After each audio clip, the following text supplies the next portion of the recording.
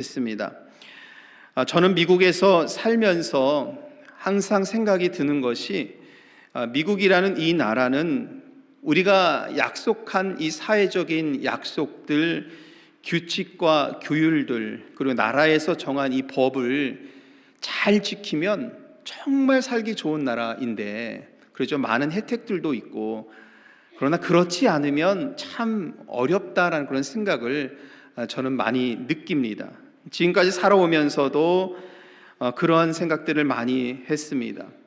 약속을 깨고 규칙을 깨고 정해진 법을 깨면서 살아가기가 너무나도 힘든 곳입니다.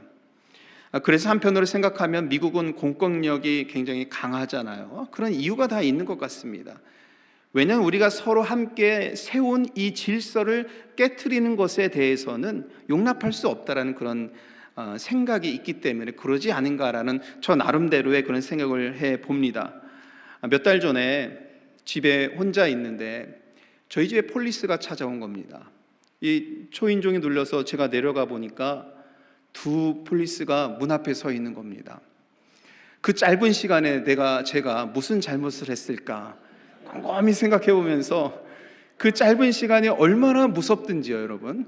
막 잡혀갈 것 같은 그런 생각이 들면서 그 짧은 시간에 그런 생각이 막 스쳐가면서 문을 열고 폴리스 2명을 했는데, 감사하게도 며칠 전에 제가 접촉사고가 있었거든요. 여러분, 샴버그 폴리스 분들이 참 친절하더라고요. 접촉사고가 있었는데 그 접촉사고 이후에 잘 처리가 되는지를 폴리스 2명이 직접 저희 집까지 찾아와서 확인을 하는 거예요.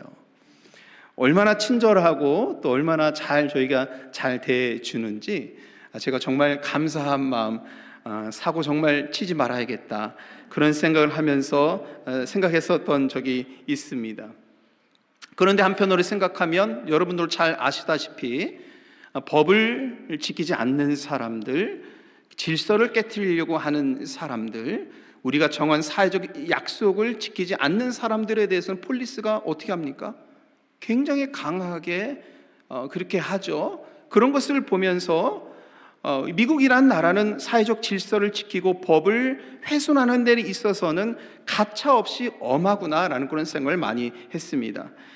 그것은 사회적인 약속을 그만큼 중요시 여기기 때문이라는 생각이 드는 거죠. 여러분, 우리는 한 개인으로 살지만 또 한 집단에 속해 있습니다. 한 나라에 속해 있습니다. 모든 집단은 규칙과 규율이 있습니다. 한 개인이 자유를 누리기 위해서는 사회적인 그 약속 안에서 누려야 되는 것입니다. 그러지 않고 자기 마음대로 살면, 늘 불법을 행하면서 살면 그 사회는 혼란에 빠뜨려지게 되는 것이요, 이것을 용납하기 시작하면 나라는 매우 큰 혼란에 빠지게 되는 겁니다. 이렇게 우리는 공동체의 약속을 지켜가면서 나라는 이 신분을 또 이 공동체 안에서 잘 세워갈 수 있는 거지요. 물론 그리스도인은 사회 구성원으로 뿐만이 아니라 하나님께 주신 말씀으로 살아가는 사람들입니다. 우리는 어느 한 집단에 속하고 어느 한 나라에 속해 있지만 근본적으로는 천국 백성으로서 우리가 살아가는 신분을 지니고 있습니다. 그래서 그리스도인으로 살아간다는 것은 양측면을 다 충족시키는 삶을 살아가야 합니다. 사회 속에서 도덕적이고 바른 사람으로 우리가 살아가야 될 뿐만이 아니라 또 한 측면에서는 더 중요한 것은 하나님의 법을 어기지 말아야 하는 이 삶을 우리 그리스도인들은 살아가야 하는 것이죠. 여러분, 우리가 이 양측면을 다 잘 세워가는 믿음의 삶, 우리 개인의 삶을 살아갈 때 나라는 존재는 우리가 속한 곳에서 더욱더 빛을 날 수 있는 것입니다. 오늘은 하나님의 백성이라는 신분으로서 지녀야 하는 삶의 규칙과 규율에 대한 내용으로 여러분들과 은혜를 나누려고 합니다. 하나님께서는 이스라엘 백성들에게 이 규칙과 규율을 주시면서 이것을 잘 지켜 행하면 하나님의 온전한 백성으로서 인정받고 세상 속에서도 높임을 받으면서 살아갈 수 있는 것이고, 그렇지 않으면 하나님께도 버림받고 세상 사람들에게도 질타를 받는 그런 백성이 될 것이다 라는 그런 말씀으로 우리는 읽을 수 있습니다. 이스라엘은 애굽에서 하나님께서 구원을 받았습니다. 출애굽한 백성으로서 살아가게 되는데 시내산 언약 백성으로서 하나님께서 삼아 주셨습니다.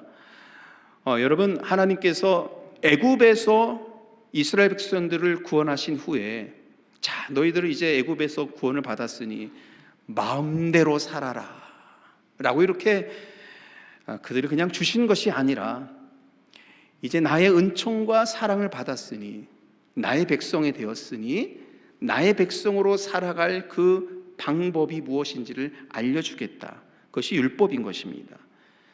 그래서 율법에는 하나님을 섬겨야 하는 법칙부터 규칙과 규례가 있고요, 생활에 필요한 모든 규범들까지 자세하게 기록되어 있습니다.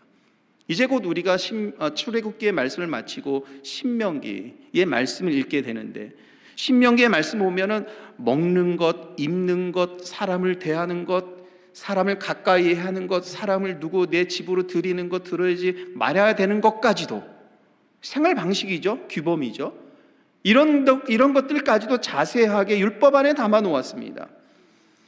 이것은 이스라엘이 하나님의 백성으로 살아야 하는 핸드북과 같은 것이고 삶의 지침서와 같은 것입니다. 하나님의 약속입니다. 그리고 율법을 지킬 때 하나님의 백성이라는 이 거룩한 신분이 세워지는 겁니다.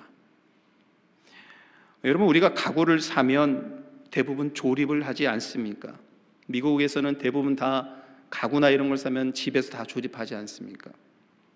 저같이 재능이 없는 사람들은요, 조그만 책장 하나 주문을 해서 이것을 조립을 하려면 그 설명서를 해독을 해야 됩니다. 비밀로 써져 있는 것처럼 해독하듯이 그걸 하루 종일 잘 봐야, 그래서 해독하듯이 그대로 따라서 해야만 책장 하나를 마칠 수가 있습니다. 그런데 그렇게 자세히 보고 그대로 따라 해도 책장을 다 이렇게 잘 조립을 했는데 나사가 몇 개가 항상 꼭 남아요. 그러면 불안한 거죠. 이게 참 제대로 한 것인가 아닌가 불안한 마음이 들기도 합니다. 더 신중하게 그래서 읽고 따라야 하는 것입니다. 율법은요, 이스라엘 백성들이 신중하게 읽어야 되는 말씀입니다. 율법은요, 이스라엘 백성들이 진실되게 이 말씀을 읽고서 받아들여서 자기의 삶을 하나님 앞에 완성해야 하는 지침서인 겁니다. 그 중에 핵심은 십계명인 거고, 그것은 지금도 변하지 않는 하나님의 명령인 것입니다. 하나님은 계명을 주시면서 이방 나라들과 차별된 거룩한 백성으로서 어떻게 살아야 되는지를 십계명에서도 분명하게 말씀해 주셨습니다. 그것을 잘 지키면서 살면 진정한 자유와 하나님의 은혜를 누리는 그 삶을 살 것이고, 우리 창세기 말씀에서 본 바와 같이 생육하고 번성하는 그 축복, 하나님의 계명을 지킬 때 이 은혜가 하나님의 백성들에게 충만하게 임하는 것입니다. 그 중에서도 이스라엘이 이방 나라들과 분명하게 구별되면서 하나님의 백성이 되게 하는 것은요, 안식일 계명입니다. 안식일 계명은 이스라엘이 한 번이 아니라 반복적으로 지속적으로 여호와 하나님에 대한 신앙을 고백하게 하는 결정적인 방법입니다. 오늘 말씀 속에서도 함께 읽은 말씀 17절의 말씀에 보니까 안식일 계명의 근원은 우리 하나님께서 창조 사역을 마치신 후에 일곱째 되는 날에 우리 하나님도 쉬셨다라는 여기에서 기인한다고 오늘 말씀하고 있습니다. 쉼이 있는 것이고, 이 안식일을 온전히 하나님께 드릴 때에 하나님의 백성으로서의 분명한 구별이 되는 것입니다.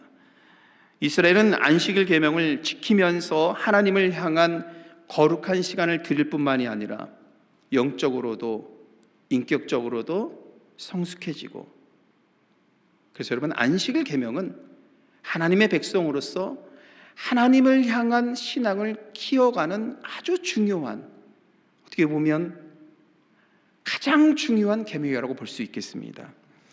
출애굽기 여러 곳에서 안식일 계명이 언급이 되고 있습니다. 출애굽기 16장에 보면 만나를 주실 때도 안식일에 대해서 언급을 하시고요, 물론 10계명에서도 제4계명에 언급이 되고 있고요. 오늘 읽은 말씀 뒤에 나와 있는 35장에서도 안식일 계명이 언급이 되고 있습니다. 특별히 오늘 제가 안식일 계명을 보면서 오늘 31장의 말씀을 선택한 이유는 여러 안식일 계명 중에서 오늘 이 안식일 계명은 성막 건립을 명령한 후에, 그리고 18절의 말씀 보니까 모세가 하나님께 돌판에 새겨진 이 10계명을 받기 전에 그 중간에 안식일 계명을 한 번 더 강조하면서 모세는 이 말씀을 남긴 것에 주목해 보았습니다. 모세는 분명 안식일 계명을 이 부분에서 언급을 하면서 강조하고 싶은 것이 분명히 있었습니다. 여러분, 모세가 성막 건립에 대한 그 말씀을 명령한 후에 이 안식일 계명을 재차 강조한 이유는 무엇일까요? 여러분 생각해 보세요. 광야에서 살 때에 성막을 이렇게 건축한다고 생각해 보십시오. 말씀을 읽어서 같이 압니다만 백성들이 자원하여서 자기의 귀중한 것을 다 내어놓고 그러면서 성막이 건축이 되잖아요. 그러니까 광야에서는 자기 것을 막 이렇게 뭔가를 해서 얻을 수 있는 것이 아니었잖아요. 자기가 갖고 있는 이 귀중한 것을 내어놓고 성막을 건축하게 되는 건데, 그것을 위해서는 온 백성이 정성을 들여야만 건립이 되는 겁니다. 그런데 오늘 그 중간에 이 안식일 계명을 말씀하는 것은 모세는 이 성막을 건축하려고 하는 이 열정만큼 신령과 진리를 다하여 하나님께 나아가는 이 안식일을 강조하고 있는 겁니다. 성막을 짓는 일 중이라도 안식일은 지켜야 하는 것입니다. 이 날을 구별하여서 하나님께 나아가는 이 신앙을 지켜야 된다는 것, 구별된 시간을 하나님께 나아가서 이 날을 하나님께 영광 올려 드려야 된다는 이 신앙을 모세는 강조하고 있는 것입니다. 여러분, 오늘 본문의 말씀을 이렇게 읽어보면 성막을 세우는 것보다 안식일 계명을 더 중요하게 여기는 듯합니다. 실제로 성막이 건립이 됐어요. 그리고 후에 예루살렘 성전이 건축이 되잖아요. 그러니까 이스라엘 백성들에게는 이 성전은 정말 가장 거룩한 장소로서 너무나도 중요한 곳입니다. 하나님께서 임재하시고 제사를 드리는 곳, 양보할 수 없는 이 거룩한 장소가 되었는데, 신약에 가니까 우리 예수님께서는 예루살렘 성전을 바라보면서 질타하십니다. 그죠? 그리고 성전은요, 수차례 훼손을 당해요. 그리고 지금 성전은요, 거의 완전히 무너지고 맙니다. 건물은 무너집니다. 그런데 여러분, 안식일을 통해서 지켜온 여호와 하나님에 대한 신앙은 영원히 남는 겁니다. 이때 모세를 통해서 이스라엘 백성들에게 여호와 하나님을 향한 이 신앙, 이것을 지킬 것을, 안식일 계명을 하면서 지킬 것을 말씀한 이 신앙이 우리들에게도 남아있는 겁니다. 우리들에게까지 온 것이죠. 여러분, 그리고 저는 믿습니다. 하나님을 향한 이 신앙이 우리들에서만 끝나는 것이 아니라 우리 후세대들에게 또한 전달되고 전수되고 전해지고 땅끝까지 이르러서 전해져서 주님 오시는 그 날까지 여호와 하나님에 대한 신앙은 끊이지 않을 것이라고 저는 믿습니다. 그래서 모세는 성막 건립에 대한 내용 후에 다시 하나님에 대한 신앙을 강조하면서 이 안식일 계명을 언급을 한 것이죠. 자, 이 말씀 13절 말씀인데요, 다시 언급한 거 같이 한번 읽어보도록 하겠습니다. 너는 이스라엘 자손에게 말하여 이르기를 너희는 나의 안식일을 지키라. 이는 나와 너희 사이에 너희 대대의 표징이니 나는 너희를 거룩하게 하는 여호와인 줄 너희가 알게 함이라. 여러분, 이 말씀 속에서 안식일을 지키라고 분명히 말씀하고 있잖아요. 근데 여기 보면은 나와 너희 사이에 대대의 표징이 되겠다라고 말씀하고, 이 말씀을 우리가 주목을 해야 합니다. 여러분, 이 말씀 속에서 어떠한 신앙을 모세는 강조하고 있는 것일까요? 이 말씀의 뜻은 무엇일까요, 여러분? 저는 대대로 표징으로 삼겠다라는 이 말씀을 보면서 창세기 17장에 나와 있는 아브라함의 언약이 생각이 났습니다. 하나님께서는 아브라함의 언약을 세우신 다음에 이런 말씀이 있어요. 아브라함의 후손들, 남자들에게 할례를 주고 영원한 언약으로 삼겠다라고 말씀하십니다. 그래서 유대인들은요, 지금도 남자아이가 태어나면 8일 만에 할례를 행합니다. 왜냐하면 아브라함의 후손이면은 하나님께서 영원한 표징으로 삼으시니 할례를 행해야 하기 때문인 것입니다. 마찬가지입니다. 안식일 계명은 하나님의 백성인지 아닌지를 구별하는 표시가 됩니다. 안식일 계명을 지키는지 아닌지를 보면서 하나님의 백성인지 이방인인지가 구별되는 겁니다. 그래서 14절에 가니까 이 안식일을 지켜서 이 날을 거룩한 날로 되게 하라고 말씀한 것이지요. 여러분, 거룩은 무엇입니까? 구별되는 거잖아요. 이방인들과 다르게 안식일을 보낼 때 거룩한 날에 거룩한 백성이 되는 거죠. 오늘 하나님께서 이 계명을 주신 것은 설득을 위해서, 제안을 위해서 주신 것이 아닙니다. 십계명에 나와 있는 말씀과 같이 하나님의 명령인 것이죠. 그래서 안식일을 지키는 것은 나는 하나님의 언약 백성이다, 이거를 세상에 선포하는 겁니다. 자, 여러분, 저를 따라서 한번 해보십시오. 나는 하나님의 언약 백성이다. 네, 여러분, 이것을 세상에 보여주는 겁니다. 안식일을 지키면서 나의 시간과 나의 생명을 하나님께 의존한다는 것은 이방 나라들이 그렇게 주변에 있는 곳에서 나는 하나님의 언약 백성이다라는 것을 보여주는 것, 그것입니다. 하나님은 안식일 이 계명의 중요성을 강조하기 위해서 오늘 함께 읽은 말씀 속에서 16절의 말씀 보니까 이 계명을 영원한 언약으로 삼겠다라고 말씀하시죠. 이 말씀도 같이 읽겠습니다. 이같이 이스라엘 자손이 안식일을 지켜서 그것으로 대대로 영원한 언약을 삼을 것이니. 영원한 언약을 삼으신다고 했잖아요. 여러분, 영원한 언약으로 삼으신다는 이 말씀 말 그대로 우리가 받아들여도 될 것 같습니다. 끊이지 않는 지속될 그 언약, 중간에 타협할 여지가 있거나 재고할 생각이 없는 언약, 반드시 지켜서 행해야 할 하나님의 약속, 성막을 짓는 이 중차대한 일을 진행할지라도, 아무리 중요한 일이 있을지라도 하나님의 거룩한 백성의 표시인 안식일을 지켜 행하라는 말씀, 이것이 여러분 하나님의 백성이 되는 표시입니다. 제가 이 말씀을 읽으면서 제 청소년 시절 때에 교회 건축하는 것을 지켜본 그 생각이 막 떠올랐습니다. 저는 청년 시절까지 교회 건물 안에 있는 사택에서 지냈다고 했잖아요. 제가 고등학교 때 이제 교회 건물이 1층으로 이렇게 작게 있었습니다. 이제 제 고등학교 때 교회를 건축을 하는데 그 1층 작은 건물을 살려서, 그러니까 증축이라고 할 수 있는 거죠. 살려서 교회를 5층으로 올리는 그런 공사가 있었습니다. 수개월 동안 그렇게 공사를 진행하는데, 그 공사 기간에도 그 건물 안에 있는 사택에서 지내면서 중간중간에 교회 건축하는 모습들, 또 성도님들의 진행하는 모습들, 이런 것을 보면서 많이 배우기도 했습니다. 교회 이 건축하는 것이 얼마나 어려운지요. 중간중간에 정말 이 사탄의 이런 방해들도 참 많이 있고요. 건축업자와의 문제도 생기고 재정난을 겪기도 하고, 아무튼 여러 문제들이 생깁니다.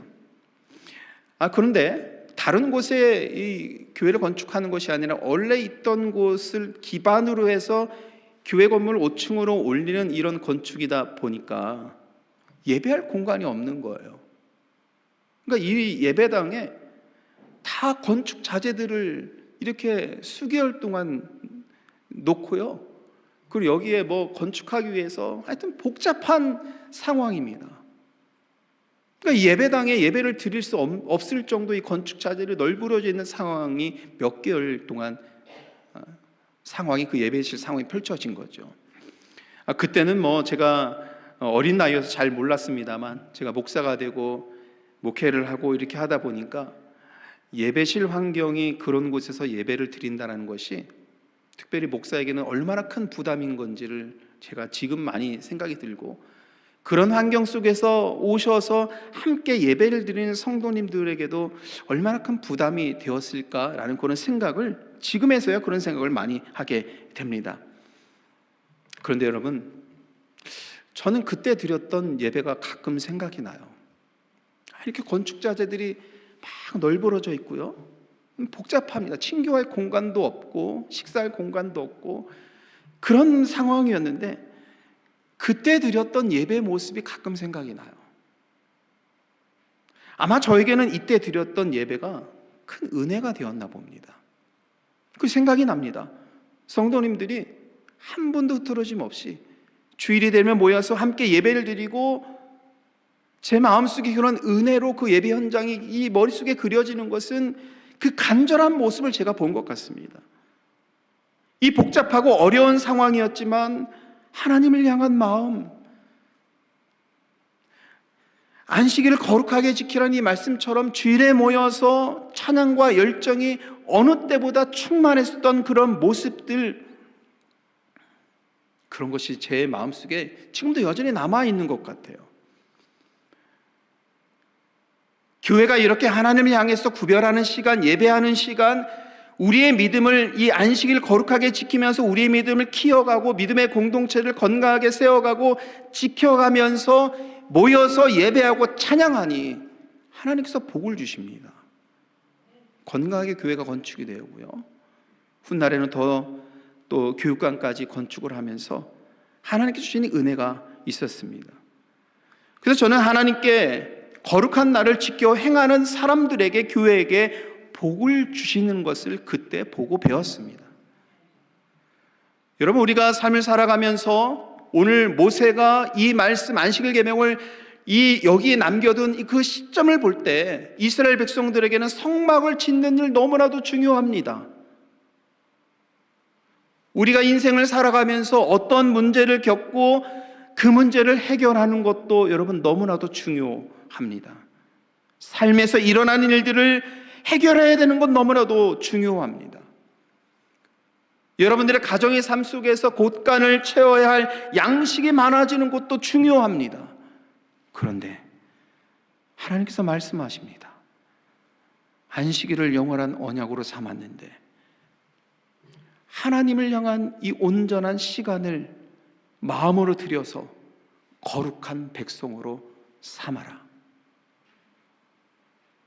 이런 믿음으로 하나님의 거룩한 백성으로 서 있어라. 무엇이 중요한 것인지, 무엇이 우리가 어떻게 어디에 열정을 삼아야 될 것인지 오늘 이 안식일 계명을 통해서 우리들에게 말씀하고 계시지요. 오늘 이 말씀을 우리가 들으면서 이런 믿음의 삶에 우리가 복이 있는 것을 믿고 저와 여러분들이 이런 믿음으로 함께 나아가기를 간절히 소원합니다. 우리 15절 말씀 우리 같이 읽도록 하겠습니다. 엿새 동안은 일할 것이나 일곱째 날은 큰 안식일이 여호와께 거룩한 것이라. 안식일에 일하는 자는 누구든지 반드시 죽일지니라. 여러분, 이처럼 안식일 계명은 생명처럼 여겨야 하는 그런 말씀입니다. 성실하게 지켜야 하고 하나님이 명령하신 그 법대로 지켜야 하는 것이 안식일 계명이지요. 이런 말씀이 포함되어 있잖아요. 안식일에 일하는 자는 누구든지 죽는다. 여러분, 이 말씀 얼마나 무서운 말씀입니까?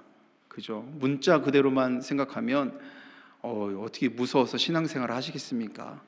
그런 생각이 들 정도로 이게 무서운 말씀이잖아요. 지금도 유대인들은 할례를 행하고 안식일을 지키면서 이렇게 하고 있잖아요. 어떻게 보면 이와 같은 말씀들, 하나님께 주신 말씀 중에 굉장히 강력한 말씀들을 지금도 생각하면서 그러는 것이 아닌가라는 생각을 하게 되죠. 그런데 우리는 이 말씀을 좀 더 생각해 볼 필요가 있습니다. 일하면 죽는다라는 이 말씀은 반대로 말하면 노동을 하지 말라는 것입니다. 여러분 생각해 보면 하나님께서 안식일 계명을 주시기 전까지 세상에는 정기적으로 쉬는 날이 없었습니다. 농경사회를 한번 생각해 보세요. 달력을 이렇게 매일 체크하면서 쓰는 지금처럼 그런 사회가 아니라 농경사회, 해 뜨면은 아침에 일찍 일어나서 밭에 나가서 일을 하고, 해가 지면은 놓고 가정으로 들어와서 쉬고. 우리나라 조선시대에도요, 날짜 개념이 지금하고는 많이 달랐다고 합니다. 그래서 지금처럼 일요일날 정기적으로 쉬는 날이 그렇게 없었다고 해요. 우리나라에도 기독교가 들어오면서 원력을 바꾸면서 일요일을 정기적으로 쉬는 날로 정해졌다고 하지요. 안식일에 노동을 하지 말라는 명령은 쉼과 관련된 것인데, 좀 전에 우리가 17절의 말씀 속에서 하나님께서도 엿새 동안 창조의 일을 하시고 일곱째 날에 쉬셨던 것처럼 그 쉼을 가지라는 것입니다. 그리고 모세는 오늘 이 안식일 계명을 여기서 강조하면서 애굽에서의 노예 생활과 관련된 그런 말씀으로 우리가 읽을 수 있습니다. 이스라엘 백성들은 애굽에서 하루도 빠짐없이 강제 노동과 노역으로 고통을 받았지요. 그들에게는요, 여러분, 쉼이라는 것이 없었습니다. 일요일 날 쉬고 쉬는 날 정해져서 쉬고 그런 날이 없었습니다. 날마다 아침에 일어나서 강제 노동을 해야 했고, 그런 피곤이 쌓여있는 상태에서 늘 살아야 했다는 것입니다. 여러분, 우리도 그렇잖아요. 운동을 하다 보면 숨이 막 차오르지 않습니까? 이것을 숨이 막 여기까지 차오르면은 어떻게 해야 됩니까? 그 숨을 한번 이렇게 숨을 골라야 다시 뛸 수 있는 거잖아요. 마찬가지로 무슨 일을 하든지 간에 계속 몰아치면 지쳐서 쓰러지기 마련인 것입니다. 언제든지 숨을 고를 수 있는, 잠시 여유를 얻어서 휴식을 취할 수 있는 그런 시간을 가져야 그 다음에 다시 뛸 수 있는 것이죠. 쉼이 없는 애굽의 삶은 여러분 얼마나 고됐을까요? 우리가 살아가는 삶의 자리에서도 오늘 함께 예배를 드리고 있는데 먼데이 투 프라이데이 아침부터 저녁까지 일하시고 이 주일날 나오신 분들도 있을 거라 생각이 듭니다. 만약에 주일까지 없었다라면, 쉼과 예배와 친교와 나눔이 여러분 가운데 우리 가운데 없었다라면 여러분 얼마나 고될까요? 그래서 안식일은 쉼 없이 노동만 있었던 애굽의 삶을 끝내라는 겁니다.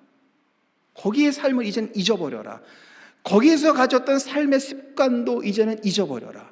애굽에서 살았던 그 삶의 모든 것들 이제는 끝내라. 그리고 안식일날 하나님과 함께 새롭게 세워진 거룩한 백성으로 살아라. 그래서 월터 브루그만은 이렇게 말을 합니다.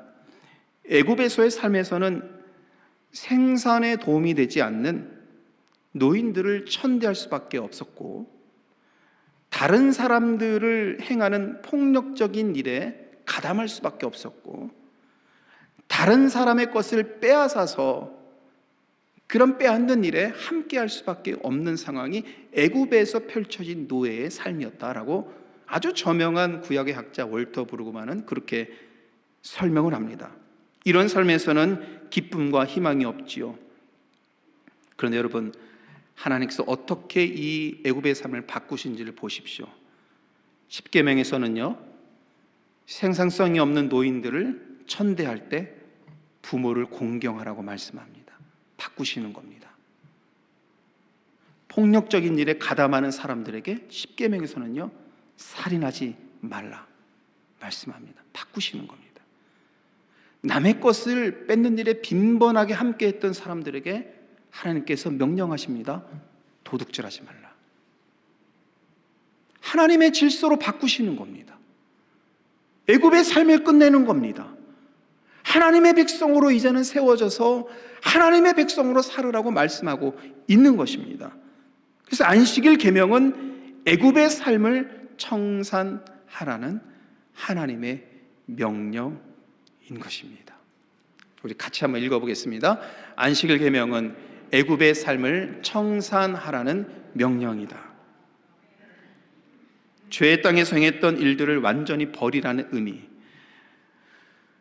이 말씀을 우리들로 생각하면 옛사람으로 지녔던 모습들, 우리가 이 땅을 살아가면서 불안해하고 했던 모습들, 우리가 지니고 있었던 미움과 악한 것들, 그런 마음들을 품었던 것들, 애굽의 삶과 같은 것들, 삶에 스며든 이 과거의 것들, 애굽의 삶에서 우리가 지녔던 그런 모습들, 이제는 청산하고 안식일 계명을 지켜서 거룩한 백성이 되라는 말씀입니다. 이렇게 하나님의 완전한 백성으로 세워져야 한다는 말씀인 것입니다. 그래서 안식일 계명은 쉼 없이 노동과 불안으로 살았던 사람들에게 주시는 생명의 날인 것입니다. 안식일은 쉼이 있고 재충전이 있고 생육과 번성하는 삶으로 세워주시는 하나님의 축복의 날이 되는 것입니다. 이 날을 지키는 사람은 하나님의 사람으로서 이제는 완전히 달라지는 것이죠. 여러분들에게 이런 은혜가 축복이 있기를 간절히 소원합니다. 물론 여러분 안식일에 하나님께서 노동만 하지 말라고 여기신 건 아니었지요. 이 날을 거룩하게 해야 한다는 의미는 모든 것을 하나님께 드려야 된다는 의미잖아요. 일상의 삶 속에서 하루를 구별해서 하나님을 찬양하고 예배하면서 우리의 마음과 정성을 하나님께 드리는 날입니다. 모세는 이 신앙이 어느 것보다 중요하다고 본 것입니다. 이 신앙이 어느 것보다 가장 중요하기 때문에 재차 이 말씀을 오늘 31장에서 강조하고 있는 것입니다. 근데 여러분, 여기서 우리가 질문이 한 가지가 생기죠. 이런 질문이 생깁니다. 그런데 우리는 왜 안식일에 예배하지 않고 안식일 다음 날인 일요일에 예배를 드릴까요? 이런 질문이 생기죠. 제가 친절하게도 답을 딱 써놨습니다. 우리 답을 같이 한번 읽어보겠습니다. 교회는 예수님의 부활과 성령 강림으로 시작되었다.